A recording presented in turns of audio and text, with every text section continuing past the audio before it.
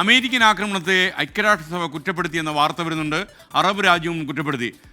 റഷ്യയും ചൈനയും പ്രതികരിക്കാനും തയ്യാറായിട്ടുണ്ട്. ആക്രമണത്തെ ചൊല്ലി അമേരിക്കയിലും ചേരിതിരിവുണ്ടാകുന്നുവെന്നാണ് വാർത്തകൾ വരുന്നത്. പി ജെയിംസ് വീണ്ടും ചേരുന്നു. Welcome back to morning show. P James, അതിനെക്കുറിച്ചൊന്ന് സംക്ഷിപ്തമായി പറഞ്ഞാൽ സന്തോഷം. ഈ അമേരിക്കൻ ആക്രമണത്തെ ഔദ്യോഗികമായിട്ട് തന്നെ അപലപിച്ചുകൊണ്ട് UN secretary general Antonio Guterres രംഗത്ത് വന്നിരിക്കുന്നു. ഒരുപക്ഷെ ഐക്യരാഷ്ട്രസഭയുടെ ആസ്ഥാനം തന്നെ അമേരിക്കയിലാണ്. നേരത്തെ ഇങ്ങനെയൊക്കെ കുറ്റപ്പെടുത്തിയവർക്കൊക്കെ സ്ഥാനചലനങ്ങളൊക്കെ ഉണ്ടായിട്ടുണ്ട്. അതുകൊണ്ട് അമേരിക്ക വലിയ രാജ്യങ്ങളിൽ നിന്നും സെക്രട്ടറി ജനറൽമാർ ചടക്കപ്പെടാൻ സമ്മതിക്കാറില്ല. കോഫി അനൻ അമേരിക്ക എതിർത്തപ്പോൾ നോ മോർ കോഫീസ് എന്നാണ് ശശി തരൂരിൻ്റെ സ്ഥാനാർത്ഥിത്വം വന്നപ്പോൾ അമേരിക്ക പറഞ്ഞത്. അമേരിക്ക വീറ്റോ ചെയ്യുകയായിരുന്നു. അപ്പോൾ എന്തായാലും അമേരിക്കയ്ക്കെതിരെ അതിശക്തമായ ഭാഷയിൽ ഐക്യരാഷ്ട്രസഭ പ്രതികരിച്ചിരിക്കുന്നു. അവിടെ IAEA ഇന്റർനാഷണൽ ആറ്റോമിക് എനർജി ഏജൻസിയും അമേരിക്ക അണുവോർജ ഏജൻസിയും അമേരിക്കയുടെ ആക്രമണത്തെ അപകടകരം ആയിട്ട് വിലയിരുത്തുകയും അതിനെ കുറ്റപ്പെടുത്തുകയും ചെയ്തിട്ടുണ്ട്. അറബ് രാജ്യങ്ങൾ പലരും അമേരിക്കയുടെ ആക്രമണത്തെ കുറ്റപ്പെടുത്തുകയാണ്. പക്ഷേ സൗദി അറേബ്യയും UAE അടക്കമുള്ള രാജ്യങ്ങൾ മൗനം പാലിച്ചിരിക്കുന്നു.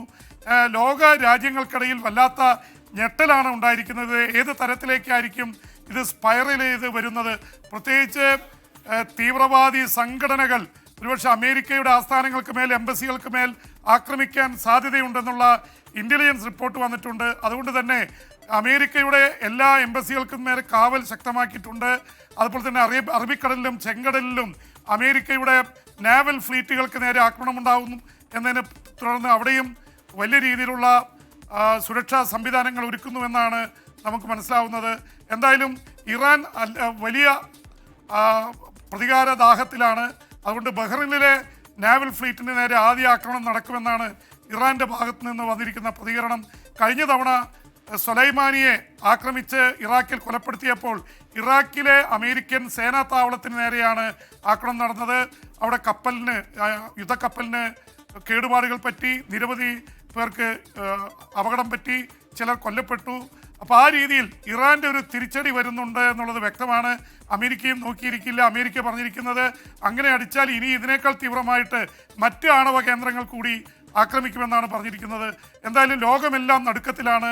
റഷ്യയും ചൈനയും ഔദ്യോഗികമായി പ്രതികരിച്ചിട്ടില്ലെങ്കിലും അവരുടെ എതിർപ്പ് അമേരിക്കയെ അറിയിച്ചു എന്നാണ് മനസ്സിലാവുന്നത്. എന്തായാലും ഒരു പരസ്യമായി ചൈനയുടെയും റഷ്യയുടെയും മറ്റ് ലോകരാജ്യങ്ങളുടെയൊക്കെ പ്രതികരണം വരാനിരിക്കുകയാണ്.